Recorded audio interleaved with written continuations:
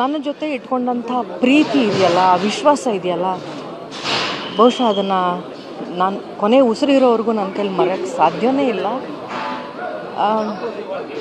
ತುಂಬ ವಿಶೇಷವಾದಂಥ ಕ್ಷಣ ನಾನು ನಿಮ್ಗೆ ಹೇಳಬೇಕು ಅಂತಂದರೆ, ನಾನು ಯಾವುದೋ ಒಂದು ನನ್ನ ಸಿನಿಮಾದ ಪ್ರಮೋಷನ್ಗೆ ಅಂತ ಯಾವುದೋ ಒಂದು TV ಚಾನಲಲ್ಲಿ ಲೈವ್ ಕೂತಿರ್ತೀನಿ.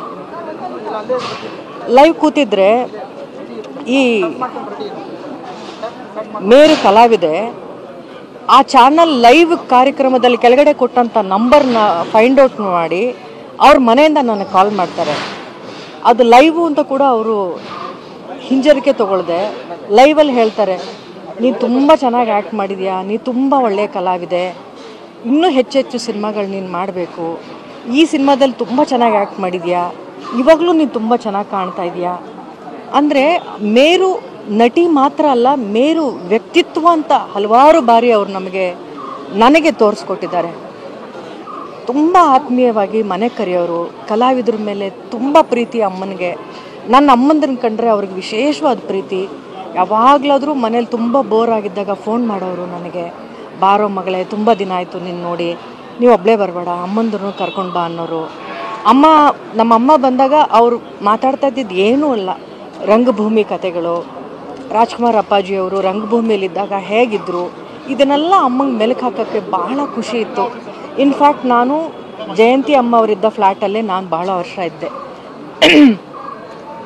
ನನಗೆ ಯಾವಾಗಲೂ ಕೇಳೋರು ಜಯಂತಿ ಅವರು ಹೇಗಿದ್ದಾರೆ ಅಂತ. ಲೀಲಾವತಿ ಅಮ್ಮನ್ನ ನಾನು ಹೋಗಿ ನೋಡ್ಕೊಂಡು ಬಂದೆ ಅಂತ ಗೊತ್ತಾದ ಮೇಲೂ ಅಮ್ಮ ನನಗೆ ದಿನಾ ಫೋನ್ ಮಾಡೋರು, ಲೀಲಾವತಿ ಅವ್ರು ನೋಡ್ಕೊಂಡು ಬಂದಿಯಲ್ಲ, ಅವ್ರು ಹೇಗಿದ್ದಾರೆ, ನನಗೆ ಸ್ವಲ್ಪ ಹುಷಾರಿಲ್ಲ, ನನಗೆ ನೋಡೋಕ್ಕಾಗಲಿಲ್ಲ.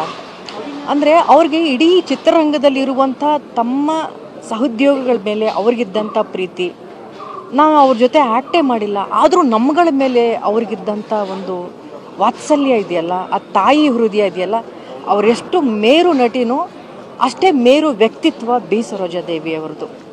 ಅಮ್ಮ ನನಗೆ ಮನೆಗೆ ಕರೆದು ಕಾರಣನೇ ಬೇಕಾಗಿಲ್ಲ, ಅವ್ರ ಹುಟ್ಟುಹಬ್ಬಕ್ಕೆ ಎಲ್ಲರೂ ಮನೇಲಿ ಸೇರ್ತಾಯಿದ್ವಿ, ಮನೇಲಿ ಪೂಜೆ ಆದರೆ ಸೇರ್ತಾಯಿದ್ವಿ ನಿಜ, ಆದರೆ ನನಗೆ ಕರೆದು ಅವ್ರ ಮನೇಲಿ ಊಟ ಹಾಕೋಕ್ಕೆ ಕಾರಣನೇ ಇರ್ತಾ ಇರಲಿಲ್ಲ, ಪ್ರೀತಿ ಒಂದೇ ಕಾರಣ ಆಗಿತ್ತು. ಯಾವಾಗಲೂ ಮನೆಗೆ ಕರೆಯೋರು, ನನಗೇನು ಇಷ್ಟ ಅಂತ ಕೇಳೋರು, ಮೆನು ಮಾಡೋರು, ಇದೆಲ್ಲ ನಿನಗೆ ಅಡುಗೆ ಮಾಡಿಸಿದ್ದೀನಿ ಓಕೆನಾ ಅಂತ ಕೇಳೋರು. ಅಂಥ ತಾಯಿನ ಕಳ್ಕೊಂಡಿದ್ದೀನಿ ರೀ. ಕೇವಲ ಮೇರು ನಟಿನ ಮಾತ್ರ ಅಲ್ಲ, ನನ್ನನ್ನು ತುಂಬ ಪ್ರೀತಿಸಿದಂಥ ಒಂದು ತಾಯಿ ಹೃದಯನ ನಾನು ಕಳ್ಕೊಂಡಿದ್ದೀನಿ. ಅಮ್ಮ ತುಂಬ ಜೀವನನ ಕಳೆದಿದ್ದಾರೆ. ಭಗವಂತ ಅವರಿಗೆ ಆತ್ಮಕ್ಕೆ ಶಾಂತಿ ಸಿಗಲಿ ಅಂತ ನಾನು ಕೋರ್ತೀನಿ. ಬಹುಶಃ ನಾವೆಲ್ಲರೂ ಪುಣ್ಯ ಮಾಡಿದರೆ ಅಂಥ ತಾಯಿನ, ಅಂಥ ಕಲಾವಿದಿನ ಈ ಕರ್ನಾಟಕದಲ್ಲಿ ಮತ್ತೊಮ್ಮೆ ನೋಡ್ತೀವಿ. ಹುಟ್ಟಿ ಬಾನಿ ಅಮ್ಮ ಅಂತ ಕೇಳ್ಕೊಳ್ತೀವಿ.